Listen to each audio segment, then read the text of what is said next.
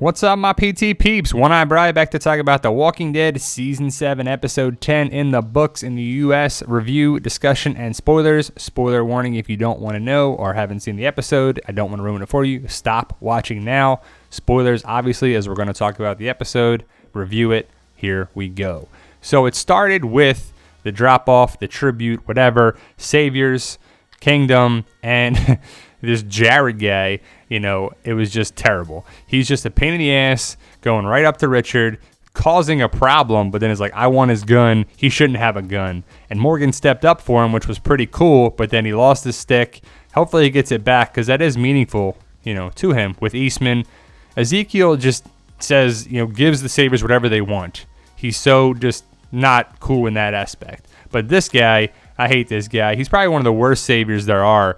And there's a lot of other ones that I hate as well. But Morgan loses his stick, and Ben kind of helps out with his as he hits Morgan in the head, and it was kind of funny. But Ben kind of helped, but he probably shouldn't have. But, I start to like Ben. That means he's probably going to die, right? That's just the way it happens. You start to like a character, and then they kill him off. So we'll see if that happens or not. Morgan and Daryl. Morgan he doesn't really lie to Daryl, just says she left, and she did leave the kingdom. Then Daryl walks over to Richard. He's working on his bow skills because he lost his gun privileges and he has to go there and whatever, but he recruits Daryl for the ultimate way in his eyes. He believes he can start the war with the kingdom and the Saviors. If they strike first, then the kingdom can go with Rick in the fight that. Daryl gets the crossbow. That's the big thing here. He gets a crossbow. Like I said, I would rather him get his old crossbow, but it's okay. Richard's got his own little armory there, which is pretty cool. They walk down the road. They hide behind a truck or sign or 18-wheeler or something, but we find out that Carol is the plan, basically, that Richard is going to set up to die. And maybe she survives, maybe she doesn't. That's when Daryl punches the shit out of Richard, and the rumors were true. People were like, no, I don't see that. It's Dwight. It's a Savior. It's this. But you don't mess with Carol and Daryl, that's for sure. Then we finally get back to the Heapsters, the Garbage Pail Kids, the Scavengers, or whatever. Jadis just said it on The Talking Dead that they're the Scavengers.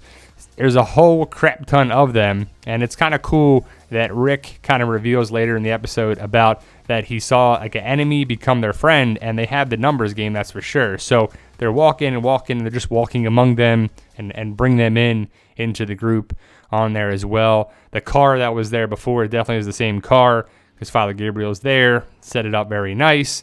Rick was smiling, and I like the point when Father Gabriel was like, what were you smiling about, But these two off to the left, Tamiel and Brian, however you want to say it, Tamiel and Brian, however you want to say their name, but they talk so weird. They're definitely like a cult kind of talk, it's just weird. They're all in black. They all kind of, it's just a strange group, that's for sure.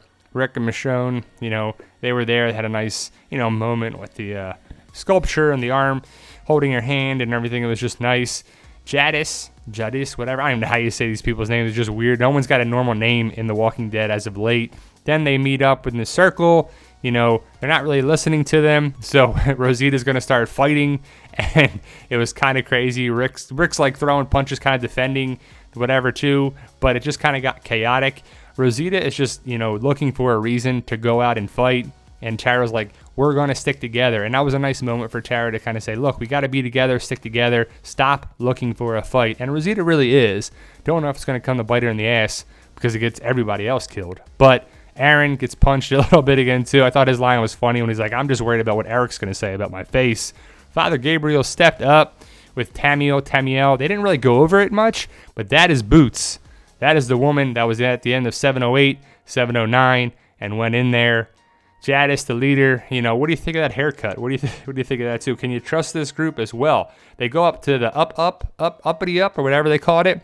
I thought the CGI was pretty bad that they showed behind them. They could have put a little more smoother effort upon it, but behind them, it's just a big ass group there too. And I know it's not all there. That's just made up. This is a set, but I thought it was to show what they have. They can't really farm goods and crops, so they got to just scavenge and go out. So the scavengers, Rick gets pushed down and kicked down into where he's got to fight Winslow. Did you see the skull on the bottom? That was a previous person that tried to help them or whatever to, show that he's worthy, I guess. But Winslow, I thought the fight was kind of weak. You know, the best part was probably right here when Rick put his hand on there.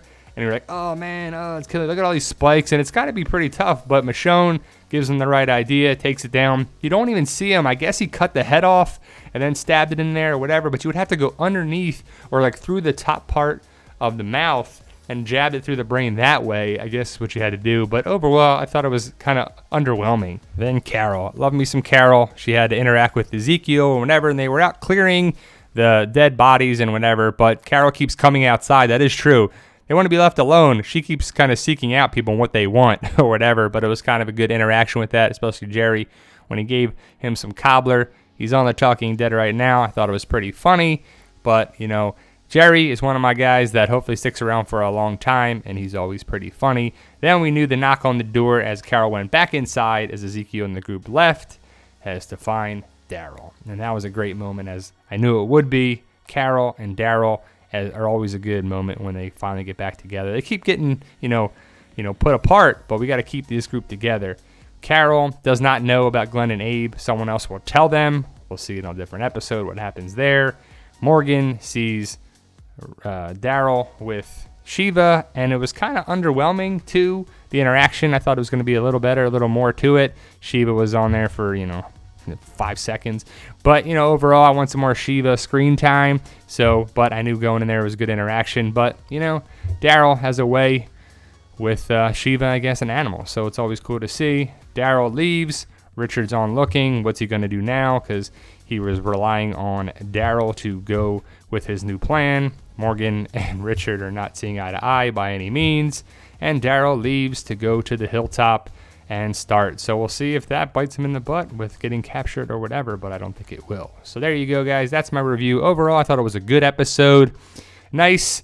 Bridge the gap. Answer some questions that were from 709 going to 710. 711 is going to be an episode about the Saviors in Eugene and the Sanctuary, so no more continuation of that story. Be a different aspect. So there you go, guys. Like, share, subscribe. Post your comments about 710, what you like, dislike, anything like that. So subscribe today to get more videos. You guys are awesome, and thank you for watching.